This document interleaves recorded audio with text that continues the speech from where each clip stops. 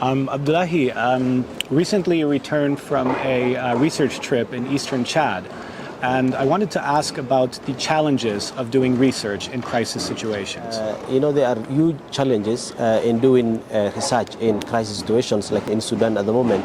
The first one is it is extremely difficult to access the country. We cannot go to Khartoum, we cannot go to parts of Darfur, we cannot go to the Blue Nile or in other places where conflict has been ongoing for the past several months.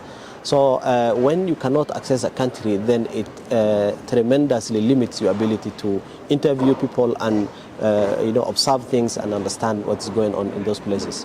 Number two, there is also restriction and limitation to what we can do remotely. We usually do a lot of remote research at Amnesty International and in other organizations. So remote research is also extremely difficult now because there is less connectivity in the country. In some parts of the country, like in Darfur, there are periods where there is completely no communication connectivity. So that also limits the ability of researchers and individuals trying to do documentation of human rights remotely. So those are the two key challenges, these challenges also differ in different parts of the country. For example, we were able to interview people in Khartoum, in the capital. We were also able to interview people in areas where there is connectivity, like in Yala or in Al-Fashir. But it becomes extremely difficult in some remote rural areas where there is no connectivity at all.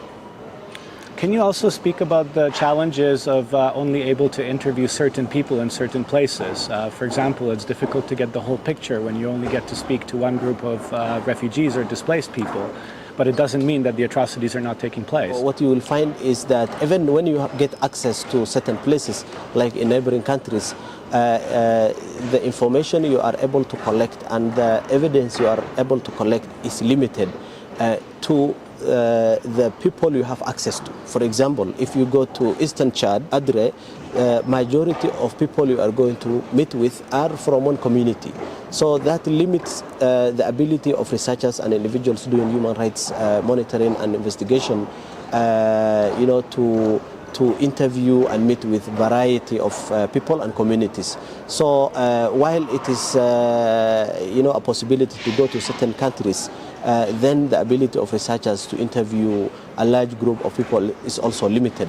Another limitation that I will say that with regards to remote interviewing is also the challenge of interviewing specific people, particularly children, interviewing women and girls who are subjected to sexual violence. Those are very sensitive issues that need to be handled with a lot of care.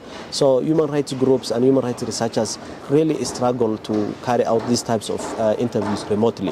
We prefer doing them in person, and when you can't have that access to a country, then it becomes challenging. Are there any opportunities of doing research in crisis situations in your experience? Absolutely. I have to say there are a number of opportunities for organizations doing and individuals doing human rights monitoring and documentation in crises like Sudan. For example, there is the ability to meet with people who are displaced by the conflict in neighboring countries. In the context of Sudan, researchers, including ourselves, were able to travel to certain countries like Chad. So meeting with at least certain communities will give you a glimpse into what happened in Sudan. For example, if you go to Eastern Chad, you will have a good understanding of what happened to certain communities from Western Darfur.